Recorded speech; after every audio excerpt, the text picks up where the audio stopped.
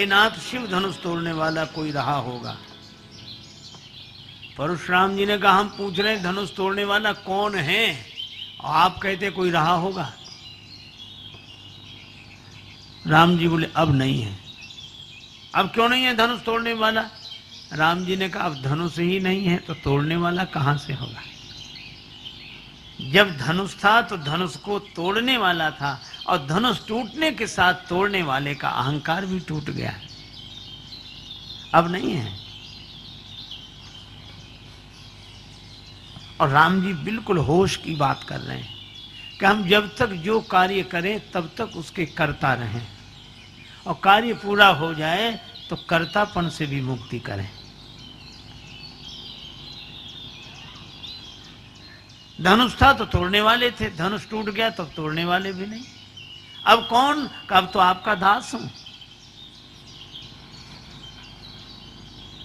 राम जी बोल रहे हैं होश में, परशुराम जी हैं जोश में। जोश वालों को अक्सर होश वालों की बात समझ में नहीं आती। राम जी कह रहे, आयुष कहा कहिए किन मोही, आप मुझे आज्ञा करें, मैं क्या सेवा करूं? परशुराम जी बोले, सेवा? ये शत्रु का काम किया जिसने धनुष तोड़ा है। और राम कान खोलकर सुन लो, जिसने धनुष तोड़ा हो, जानते हो, सहस्रबाहु समसो रिपुमूरा, ऐसा कह के हवा में फरसा लहराया, वो सहस्त्राबाहु के समान हमारा शत्रु है। सभा में बैठे राजा कांप गए। कुछ राजा बोले, हे भगवान, अच्छा रहा कि हमसे धनुष नहीं टूटा। अगर हमसे धनुष टूट गया होता तो इनसे कौन सुलझता। भगवान जो करते हैं अच्छा करते, भगवान बचा लिया, बड़ी कृपा। दंभी राजा मुस्कुराए। दंभी नीति की भावई। दंभी राजा बोले, हम तो जानते थे कि धनुष तोड़ने के बाद यही नौबत आएगी, इसलिए हमने जानबूझ के धनुष नहीं तोड़ा। जब नन्हे से राजकुमार राम जी धनुष तोड़ सकते तो क्या हम धनुष नहीं तोड़ सकते थे? लेकिन ये हमारी दूरदर्शिता है। हम बच गए, राम जी फंस गए। हम पहले ही जानते थे यही होगा। कुछ लोग ऐसे ही दूरदर्शी होते हैं। एक आदमी गया मरने, रेलगाड़ी की पटरी पर पड़ा। एक ने कहा, भैया जिंदगी इतनी की मर काहे को, क्यों मरने पड़े? बोले बस निराश हो गए अब तो। अरे भैया ऐसा मत कर, बहुत समझाया। नहीं मरेंगे। तब तक देखा कि सिराने इतनी रोटियां रखे, तो उसने पूछा, रोटियां काहे को रखे? बोले वाह, इतना भी नहीं जानते, रेल अगर लेट हो गई तो भूखों मरेंगे क्या? कुछ लोग ऐसे भी दूरदर्शी होते हैं। ये राजा कह रहे हैं कि हमने जानबूझकर धनुष नहीं तोड़ा। श्री राम जी ने परशुराम जी के मन में प्रेरणा की कि इनका भी इलाज हो जाए जरा। तो इलाज कैसे हुआ? परशुराम जी बोले, सो बिल गाई बिहाई समाजा, न तुम्हारे जय हैं सब राजा। नहीं तो जितने राजा हैं हम सबको मार डालें। धनुष तोड़ने वाला सभा से अलग हो जाए या सभा उसे अलग कर दे, नहीं हम सबको मार डालेंगे। अब ये राजा भी घबराए कि धनुष का धनुष नहीं टूटा, मरे और जा रहे हैं। धनुष तोड़ के मरते तो नाम होता कि साहब धनुष तोड़ के मरे हैं। एक ने कहा, हमने तो पहले ही कही थी कि घर चलो, तुम ही बैठे रहे यहाँ। बेचारे जनक जी तक कह रहे थे, तजवास निज निज गृह जाओ। लक्ष्मण जी को लगा कि गुरु जी अच्छे देश में ले आए, यहाँ धनुष के अलावा और कोई चर्चा ही नहीं होती। थोड़ी देर पहले एक महापुरुष नाराज हो रहे थे कि धनुष क्यों नहीं टूटता, किसी से नहीं टूटता, और टूट गया तो दूसरे महापुरुष नाराज हो रहे हैं, किसने तोड़ा और क्यों तोड़ा? अच्छा, पहले कोई नहीं तोड़ रहा था तो नाराज हो रहे थे, पहले महापुरुष के क्यों नहीं टूट रहा, और कोई नहीं तोड़ पा रहा है, और तोड़ दिया तो दूसरे अरे क्यों तोड़ा और किसने तोड़ा। तो यहाँ ये धनुषई की बात होती है और कोई बात नहीं होती। लक्ष्मण जी ने कहा तो इनसे दो दो बात हम कर लें। अच्छा, तुम क्यों करोगे? प्रभु जो जिस भाषा का जानकार हो उससे उस भाषा में बात करने में सुविधा रहती है। अंग्रेजी जानने वाले से अंग्रेजी में, हिंदी जानने वाले से हिंदी में, संस्कृत जानने वाले से संस्कृत में। अच्छा, जानकारी ना हो। और एक सज्जन बड़े विचित्र थे, उन्हें अंग्रेजी का बिल्कुल ज्ञान नहीं था, पर उन्हें 3-4 शब्द याद कर लिए थे, वो वही शब्द बोलते, 4 शब्द बस, yes, no, very good, thank you, और अर्थ किसी का पता नहीं। और गांव में अपना yes, no, very good, thank you. अब जो नहीं समझते थे वो कहते बड़े योग्य आदमी हैं, जो समझते थे वो हंसते थे कि इनको 4 शब्द याद। एक बार ट्रेन में जा रहे थे,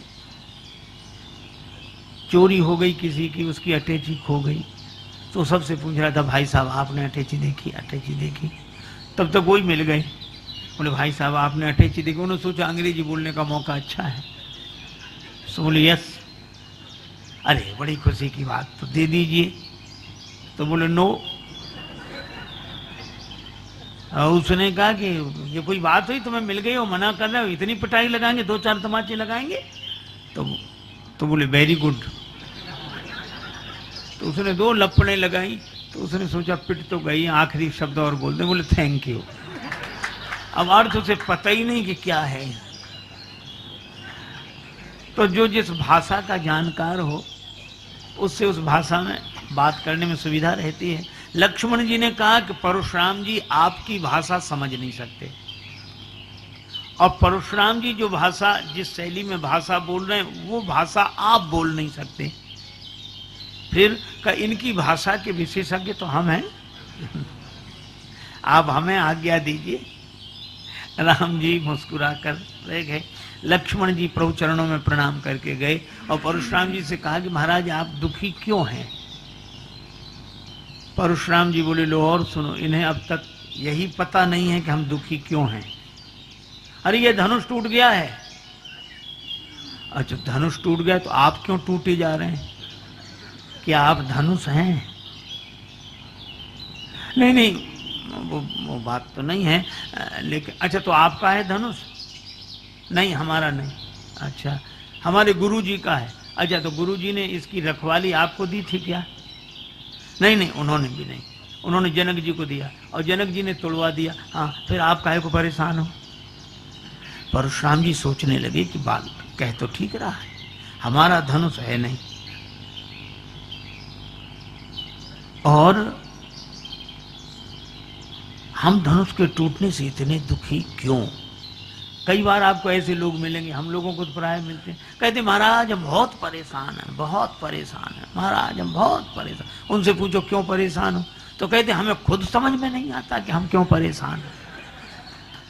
अच्छा बोलो, समझ में आ जाए तो आधी से ज्यादा परेशानी कम हो जाए, पर उन्हें समझ ही नहीं आता।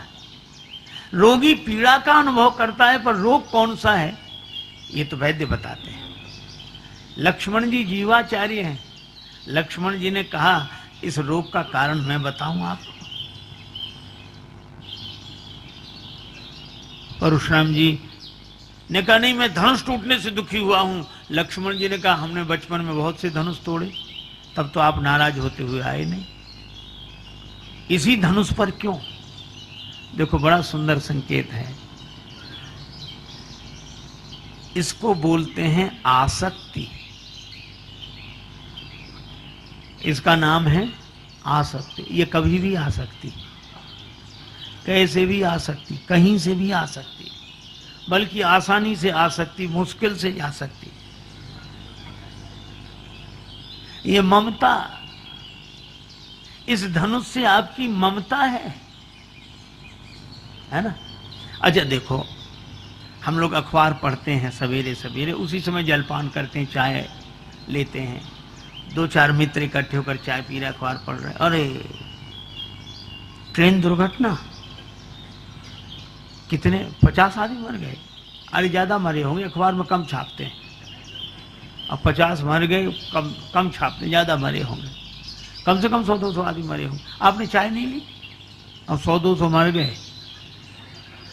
अच्छा, दुख हुआ क्या कि थोड़ी देर मौन रहते या आंसू आ जाते? नहीं, तब तक अरे अभी भूकंप आया तो उसमें हजारों मर गए थे। कोई, आप बिस्कुट लो, हजारों मर गए, बिस्कुट ले।